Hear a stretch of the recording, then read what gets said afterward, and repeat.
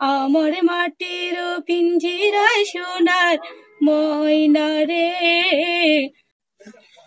আসসালামু আলাইকুম গাইস, সবাই কেমন আছেন? আলহামদুলিল্লাহ আমরা ভালো আছি। তো এই মুহূর্তে আমি চলে আসছি একজন প্রতিবন্ধী আপুর বাসায়। আসলে ইনি কিন্তু বর্তমানে মুসলিম ধর্ম, কিন্তু তিনি আগে ছিল হিন্দু ধর্ম।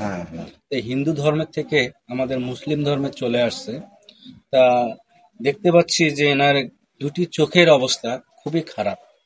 তাই আমরা আজকে তার কাছ থেকে শুনবো যে সে জন্মগতভাবে এই পরিস্থিতি না কি অবস্থায়, সেটি আমরা তার মুখ থেকে শুনবো।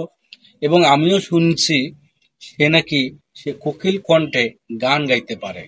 সে গানও কিন্তু 2 লাইন আমরা শুনবো, আপনাদেরকেও শোনাবো। আর অবশ্যই আমাদের পাশে থাকবেন এবং সহযোগিতার হাত বাড়িয়ে দেবেন, কারণ যেহেতু একটি প্রতিবন্ধী আমাদের আপু, সে হিন্দু ধর্মের থেকে আমাদের মুসলিম ধর্মে আসছে, এটা মাথার মধ্যে রাখতে হবে। তো আপু, কথা বলতে যাচ্ছি যে আপনার নাম কি? আমার নাম উমে কুলসুম আক্তার। যখন আপনি হিন্দু ধর্মে ছিলেন তখন আপনার নাম কি ছিল? আমার নাম ছিল শ্রী বৈশাখী রানী। আচ্ছা, শ্রী বৈশাখী রানী। এখন আপনি মুসলমান হয়ে গেছেন। জি তো আপনার কি বিয়ে শাদী হয়েছে? জি আমার বিয়ে হয়েছে। তিনি কি অবস্থা? জি সে আমার মতো, সে একজন দৃষ্টি প্রতিবন্ধী। হ্যাঁ, সে গান করেন। সে গান করেন? জি। ও, আপনার কি এই যে চোখের যে সমস্যাটা দেখতেছি আমি, এটা কি আপনার জন্মগতভাবে? জি না, আমার জন্মগত ভাবে না, আমার নিউমোনিয়া টাইফয়েড হয়ে আচ্ছা আচ্ছা। এই প্রবলেমটি হয়েছে।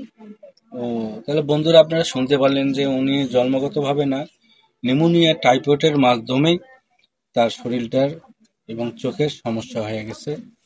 সে ঠিকভাবে দেখতে পাচ্ছে না এবং দেখতে পায়ও না। আমি শুনেছি তার কোকিল কণ্ঠে গান গাইতে পারে। তো আজকে আমি তার মুখ থেকে কিছু গান শুনবো এবং আপনারাও শুনবেন। আপু, একটি গান বলেন।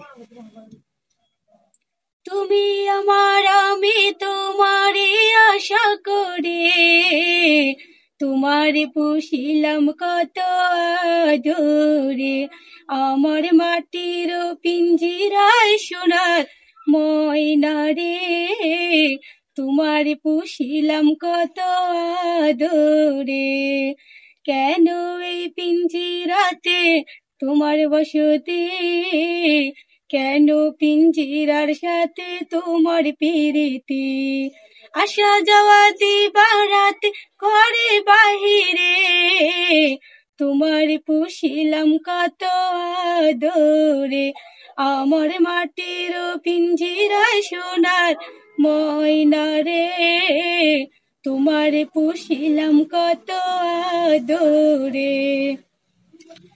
সুন্দর সুন্দর একটি গান বললো। তো অবশ্যই আমার এই আপুটাকে আপনাদের চোখের সামনে অবশ্যই ভেসে নিয়ে যাবেন, ভিডিওটা শেয়ার করে দিবেন এবং সবার মাঝে যেন ছড়িয়ে যায় ভিডিওটা, এবং এনাদের জন্য একটু হেল্প হয়। কারণ বর্তমান আমরা কিন্তু সোশ্যাল মিডিয়ায় আছি।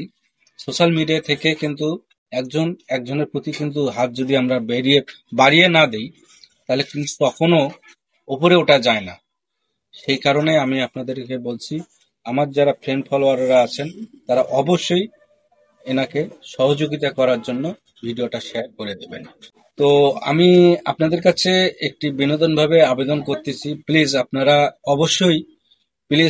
অবশ্যই আপনারা এনার ভিডিওটা অবশ্যই আপনারা শেয়ার করে দেবেন। এনাকে যেন আমরা সোশ্যাল মিডিয়ায় উপরে উঠাইতে পারি, সেই আশা ব্যক্ত করে আমি এখানে শেষ করলাম। সবাই ভালো থাকবেন, সুস্থ থাকবেন। দেখা হবে আবারও একটি নতুন ভিডিওতে।